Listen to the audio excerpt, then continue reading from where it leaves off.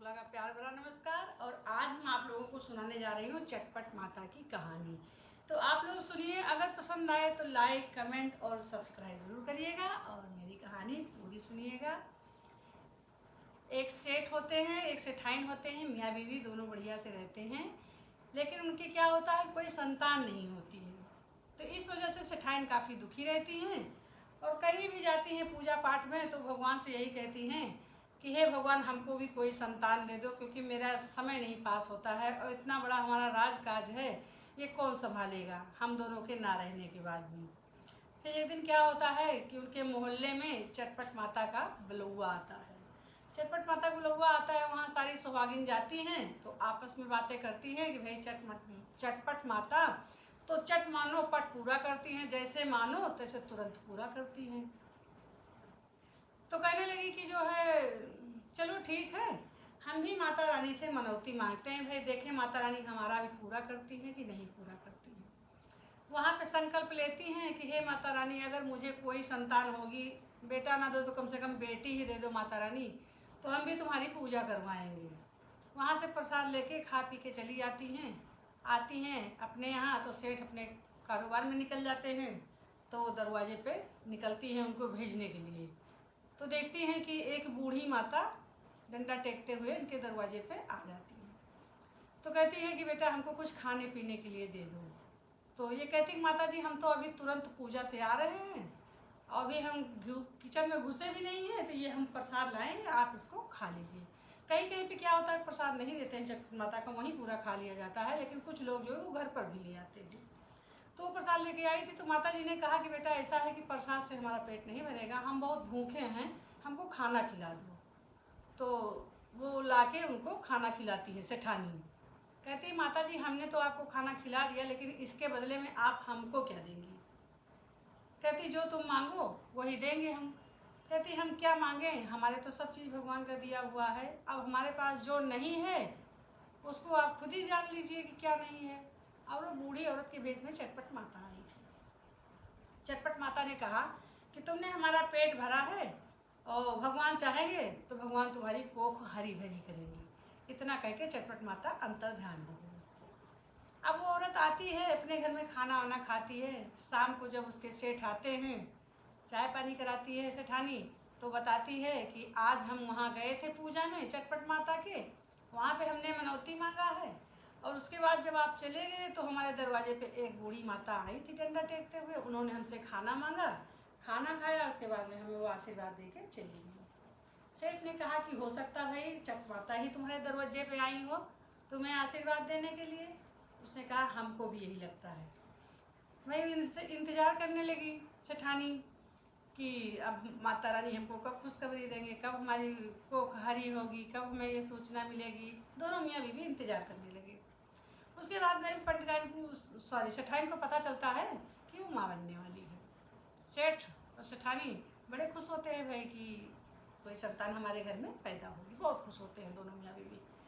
देखते देखते 1 महीना 2 महीना 3 महीना 9 महीना बीत जाता है। उसके बाद उनके यहाँ जुड़वा बेटी होती है, खूब सुंदर लड़की जुड़वा होती है। बड़े खुश होते हैं, भाई चट माता की पूजा वूजा कराते हैं अपना। अब तो काफ़ी समय मिल गया उनको उलझने के लिए, ऐसे तो कोई समय ही नहीं रहता था, कब बैठे हैं कब उठे हैं, टाइम ही नहीं बीतता था उनका।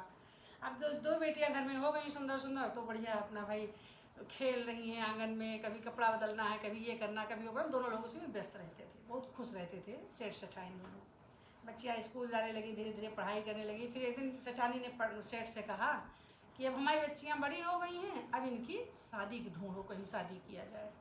बोले हाँ शादी तो करना है सेठ जी। कहें तो कहें चलो परेशान न हो, शादी में कितना समय लगता है। सेठानी बोली शादी में समय तो नहीं लगता, लेकिन ढूंढने में समय लगता है, अच्छा लड़का मिल जाएगा। सेठ जी निकले बेटियों की शादी ढूंढने के लिए। और बोले पहले बड़ी का कर दिया जाए, छोटी के बाद में किया जाएगा। सेठानी बोली हाँ ठीक है। उसके बाद जब ढूंढने गए तो वहाँ उनको एक लड़का मिला। उनके यहाँ भी 2 लड़के थे, बहुत सुंदर लड़के थे, अच्छे थे सेठ के घर के। तो सेठ देख के आए तो अपने घर में चर्चा किए कि हमारी जुड़वा 2 लड़कियां हैं और 2 भाई हैं, क्यों ना हो दोनों की एक ही घर में शादी कर दिया जाए। सेठानी ने कहा ये तो और बढ़िया है, सोने पे सुहागा है, बहुत अच्छी शादी हो जाएगी। तो शादी हो गई। तो क्या हुआ कि पहले तो बड़ी वाली की शादी हुई, वो ससुराल गई, फिर छोटी वाली की शादी हुई, वो ससुराल गई। उसके बाद में दोनों बहनें आराम से रहती थी, प्रेम से रहती थी। फिर क्या हुआ कि जब तक सास ससुर थे उस घर में बढ़िया सब दोनों बहनें हंसी खुशी रहती थी, क्योंकि वहाँ पे मालिक एक था, दोनों बहनें प्रेम से रहती थी, मायके में भी प्रेम से रहती थी। तो क्या हुआ, बड़ी वाली के जो है कोई बच्चा नहीं हुआ, काफ़ी दिन बीत गया, कई साल बीत गया, बड़ी वाली की कोई संतान नहीं हुई। छोटी वाली गई तो उसको मतलब बच्चा होने का हुआ, तो भाई उनके परिवार में बहुत खुशी का माहौल हुआ। और लेकिन उनके सास ससुर तब तक ख़त्म हो चुके थे, अब बची थी ये दोनों बहनें। अब बड़ी बहन छोटी बहन से बहुत ईर्ष्या करती थी, लेकिन अब रहना तो था ही घर में। उसके बाद में क्या होता है, जब बड़ी बहन सुनती है कि छोटी बहन हमारी माँ बनने वाली है तो उसको बड़ी जलन होती है, कहती कि अब तो हमारा मान सम्मान कहीं रहेगा ही नहीं, चलो एक जुगाड़ करते हैं, इसका बच्चा जब पैदा हुआ तो हम इसको मार देंगे। उसके बाद में उसके बेटा होता है, वो बहन जो रहती है डिलीवरी टाइम वही रहती है, उसका मुंह दबा के मार के फेंक देती है। मार देती है तो कहती है, सेठ अपने देवर से कहती है कि इसके मरा बच्चा पैदा हुआ। कोई बात नहीं भाई, रो पीट के अपना तसल्ली कर देते हैं, बच्चा अपना फेंक वोक देते, जो करते हैं उसका अंतिम संस्कार कर देते हैं। फिर थोड़े दिन के बाद फिर दूसरा बेटा होता है, फिर वही करती है, फिर उसको बेटा होता है, फिर उसका बेटा मार देती है। 3 4 5 6 7 बेटा उसके हुए, सातों बेटों को उसने मार दिया उसकी बड़ी बहन ने। बस उसको यही था कि अगर इसके बेटा हो जाएगा, बच्चा हो जाएगा तो हमारी कोई वैल्यू नहीं रह जाएगी। जब 7 बेटे को मार देती है तो बहुत दुखी हो जाता है, और उसका जो देवर होता है वो अपनी पत्नी से बहुत प्यार करता है। फिर अब सोचती है कि अब तो इसके 7 बच्चों को हमने मार दिया है, अब जो है हम इसको निकलवाएंगे घर से। तो अपने देवर का कान भरना शुरू की, बोले कि इसके बच्चे मरे पैदा होते हैं, तो ऐसे हमारे भी बच्चे नहीं हैं, तुम्हारी बीवी के जितने बच्चे होते हैं वो मरे पैदा होते हैं, तो क्यों ना हो तुम दूसरी शादी कर लो। उसने देवर ने कहा कि नहीं, इसमें इसकी क्या गलती है, भाई भगवान तुमको बच्चे देते हैं, मरे पैदा होते तो इसमें इसकी क्या गलती। बोले नहीं, तुम इसको निकाल दो और तुम दूसरी शादी कर लो। देवर बहकाने में आ जाता है, बीवी को निकाल देता है घर से और रहता है अपने घर में। अब वो अपना लड़की खोजती है कहीं से देवर की शादी करा दी जाए। तो बेचारी चलते चलते एक जंगल में पहुंचती है, वहाँ पे थोड़ी देर दूर पे नदी का किनारा। उसके बाद में वहाँ जाती है, हाथ मुँह धुलती है, उसके बाद में फिर वो अपने घर आती है, अपनी माँ के पास आती है, माँ के पास रोती है, सारी कहानी अपनी माँ से बताती है कि माँ हमारे साथ ऐसा हुआ, हमारे 7 बच्चे हुए, सातों बच्चे हमारे ख़त्म हो गए, अब हमारे पति ने हमको निकाल दिया है, कह रहे हैं कि इनको रखने से क्या फ़ायदा जब हमारा परिवार ही नहीं बढ़ पाएगा, तो अब क्या करें। माँ कहती है कि जब अच्छे दिन नहीं रहे तो बुरे दिन भी नहीं रहेंगे बेटा, संतोष करो, भगवान का ध्यान करो और भगवान का सहारा लो, वो ज़रूर तुम्हारे साथ अच्छा करेंगे। कहना तो आसान है, लेकिन जो सहता है उसके दिल से पूछो, वो बहुत अकेले बहुत कमज़ोर हो जाता है कि अब हम क्या करें, कुछ समझ में नहीं आता है। फिर एक दिन खाना पीना बनता है, खाती पीती है, और सेठ की बेटी सीधे वही जंगल में फिर चली जाती है और वहाँ पर नदी के किनारे कहती है कि हे गंगा माता, हे चटपट माता, अगर हमें कोई संतान होगी या हमारा पति हमको मानने लगेगा तो हम तुम्हारी पूजा करवाएंगे, और अगर नहीं हुआ तो हम अपनी जान दे देंगे, इसी में कूद के हम आत्महत्या कर लेंगे। वहाँ पे चटपट माता प्रकट होती हैं बूढ़ी का रूप रख के, कहती क्या हुआ बेटी, तुम क्यों रो रही हो यहाँ। वो कहती माता कुछ नहीं, हमारे 7 बेटा हुए, सातों मरे हुए पैदा हुए हैं, और अब हम घर से निकाल दिए गए हैं, अब हम अपने मायके चले आए हैं, अंदर उधर भटक रहे हैं, हमारे मन को शांति नहीं मिल रही है, हमें अपने पति की याद आ रही है, हम क्या करें। मेरा पति मुझसे बहुत प्यार करता था, लेकिन मेरी बहन के भड़काए में आके उसने मुझे घर से निकाल दिया। चटपट माता कहती कि बेटा तुम रो नहीं, और जाओ अपने पति को समझाओ और उनको अपने साथ रखो, 1 साल उनके साथ किसी भी तरह से तुम रहो, उसके बाद तुम यहाँ पे चलाना, अब जब तुमको दोबारा बच्चा होने होगा तब तुम यहीं जंगल में चली आना, और ये बात किसी से बताना नहीं। फिर वो वापस चली जाती है अपने ससुराल, अपने पति के हाथ पैर जोड़ती है, कहती हमको थोड़े दिन का मौका दे दीजिए, हमको जैसे हम इतने दिन रहे वैसे हमें 1 साल और रहने दीजिए, उसके बाद हम खुद ही घर छोड़ के चले जाएंगे। उसका पति मान जाता है, प्यार तो पहले भी बहुत करता था, लेकिन वो बहकावे में आ गया था। उसने कहा चलो ठीक है, जब 1 ही साल का मोहलत मांग रही थी, 1 साल तुम और घर में रुको। 1 साल रुकती है, उसके बाद फिर वो जो उसको बच्चा होने होता है, तो जब उसका डिलीवरी टाइम आता है तो वो अपने पति से कहती है कि इस बार हम यहाँ पे नहीं रहेंगे, इस घर में हम नहीं रहेंगे, हमारी डिलीवरी बाहर होगी। झट से उसकी बहन कहती है जेठानी कि बाहर कहाँ होगी, वहाँ कौन देखेगा, कौन करेगा। वो कहती कुछ भी नहीं, हम अपने पति को लेके केवल जाएंगे। मियाँ बीवी दोनों निकल आते हैं, जैसे चटमाता ने बताया था। वहाँ आती है, एक बहुत बड़ा वृक्ष होता है, और उसके बाद वहाँ पे आके बैठती है, अपने पति से कहती है कि जाओ तुम जंगल में घूम आओ। और उसके बाद में चटपट माता प्रकट होती हैं, उसको खूब सुंदर बच्चा होता है, और बच्चा होता है तो जिंदा बच्चा होता है, और बढ़िया बच्चा होता है। फिर वो अपने पति को बुलाती, पति देखता बहुत खुश होता है कि हमारा तो बच्चा अच्छा खासा, हमारे 7 बच्चे हमारे ऐसे ही चले गए।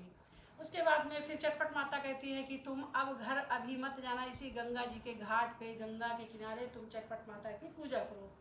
अपने पति से कहती है कि जाओ सारा पूजा का सामान लेके आओ। अपनी मम्मी का भी हेल्प लेती है, वो अपने मोहल्ले से सुहागिन औरतों को लेके आती है गंगा घाट पे, मिठाई प्रसाद बना के लाती है। वही घाट के किनारे सब पूजा पाठ होता है। और उसके बाद में जैसे 7 सुहागिन बैठती हैं, तो जैसे वो अपना प्रसाद लेती है तो एक एक बच्चा सबके पास आ जाता है। तो वो देखती कहती कि तो बड़े सुंदर सुंदर बच्चे, किसके बच्चे हैं? तो चट माता कहती है, प्रकट होती है, कहती है तुम्हारे बच्चे जो मरे फेंके गए थे, कि तुम्हारे मरे बच्चे पैदा हुए, तुम्हारे बच्चे मरे नहीं पैदा हुए थे। तुम्हारी बहन, तुम्हारी जेठानी मार के इनको फेंकती थी और हम जो है बच्चों को लाके तुरंत अपने पास रख लेते थे। तो 7 औरतों के पास एक एक बच्चा आ जाता है, प्लस 8वां बच्चा उसका गोद ही में था जो पैदा हुआ था। तो वो बताती है तो बड़ी खुश होती है। वो कहती है अरे मेरे 8 बच्चे हो गए और ये बच्चे कारण हम घर से निकाले दिए जा रहे थे। तो वो अपने 8 बच्चों को लेके आती है, चटपट माता की प्रसाद वसाद खाती, सारी सुहागिन खाती हैं, खूब उमंग के साथ कीर्तन भजन होता है, खूब सोहर होता है। और कहती माता जी हमने तो सोचा था कि मेरी एक ही बेटा मुझे दिया है, लेकिन मुझे तो आपने 8 बेटा दिया, मैं 8 बेटों की माँ हूँ। और माता जी कहती हैं कि अब तुम अपने घर में जाओ, हंसी खुशी से रहो, और अब जो तुम्हारा कोई बाल बांका नहीं कर पाएगा, क्योंकि तुम्हारे 8 बच्चे, उसके 7 बच्चे तो बड़े हो चुके थे और 8वां बच्चा उसके गोद में था। और उसके फिर सब कहानी वो अपने पति से बताती है। पति कहता अब हम अपने घर पे आराम से रहेंगे, और सब लोग हंसी खुशी रहने लगे। माँ सुनी, वो भी बहुत खुश हुई, और जो ठानी थी उसका तो मुंह ही बन गया, उससे दूर रहने लगी। और उसकी तो कभी कोख ही नहीं भरी, क्योंकि जो किसी का अनभला करता है वो कभी खुशी नहीं रहता है। तो जैसे उसकी कोख माता रानी भरी, उसके घर में खुशियाँ लाई, उसकी ज़िंदगी बचाई, वैसे चटपट माता सबके घर में खुशियाँ लाएं, सबको बुद्धि दें, और सब लोग अपने घर में हंसी खुशी रहें। बोलो चटपट माता की जय।